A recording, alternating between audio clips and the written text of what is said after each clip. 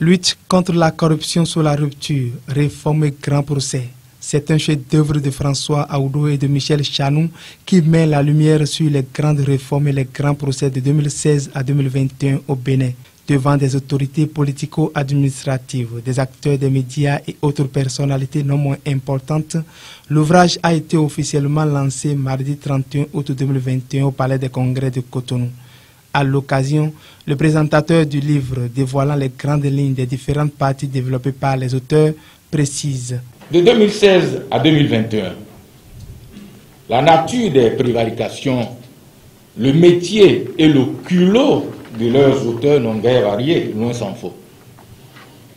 Les subterfuges dont se parlent les commis de l'État en la matière se sont même affinés. Mais c'est à ce qui a fondamentalement changé dans le traitement des cas de corruption qu'est consacré cet ouvrage intitulé « Lutte contre la corruption sous la rupture, réforme et grands procès ». Lorsqu'on a fini de parcourir les lignes de ce livre, on peut observer que les auteurs, dans leur démarche, ont voulu prouver clairement que loin de tout folklore et de ces étonnantes agitations, de ces indéchiffrables brouhahas du passé, la lutte contre la corruption se mène sans bruit, mais avec efficacité. Loin d'être une œuvre qui dénonce une action des autorités, cet ouvrage vise à mesurer l'impact de la lutte contre la corruption et examiner le statut des personnes qui ont maille à partir avec la justice afin de vérifier si le couperet judiciaire n'a touché que les personnes en opposition avec le pouvoir de la rupture. L'auteur François Aoudou en parle et remercie tous ceux qui ont aidé à sa rédaction.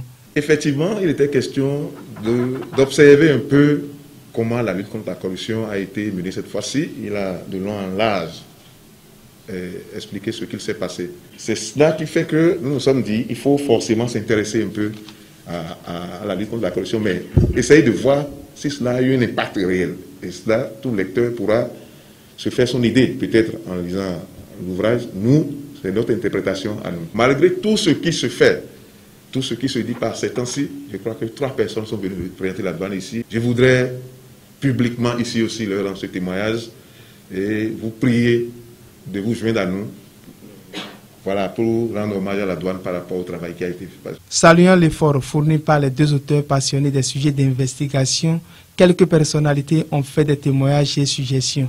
Wilfried, François, Michel, il m'a paru nécessaire de venir les saluer et saluer ce qu'ils ont fait. J'invite les uns et les autres à se procurer l'ouvrage. C'est l'occasion pour moi de remercier M.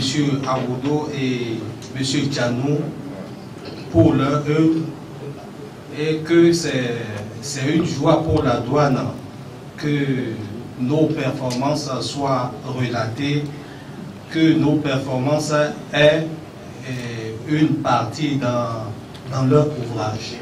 Si la nouvelle œuvre littéraire est un baromètre pour la lutte contre la corruption au Bénin, les auteurs n'entendent pas s'arrêter en si bon chemin. De toutes les réformes dont on a parlé, il y a 2 réformes sur lesquelles on pourra évaluer la chose concrètement, qui peut-être peut nous amener à écrire un 2e tome à cet ouvrage.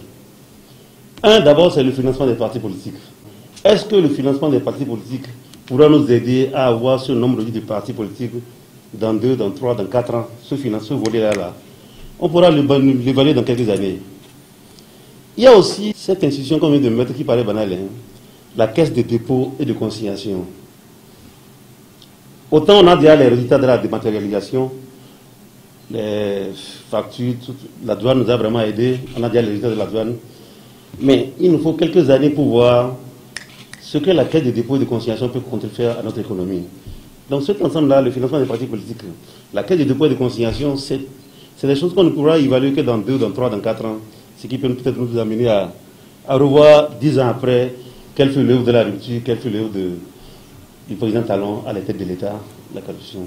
Publié dans les éditions Tropique Inter, le nouveau chef-d'œuvre contient 318 pages subdivisées en 3 grandes parties, à savoir des engagements du président Patrice Talon en matière de lutte contre la corruption, quelques affaires emblématiques de lutte contre l'impunité, et les retombées de l'option tolérance zéro. C'est un bréviaire, un outil important qu'il faut absolument s'en procurer pour mieux s'informer du changement de paradigme en cours dans la lutte contre la corruption au Bénin.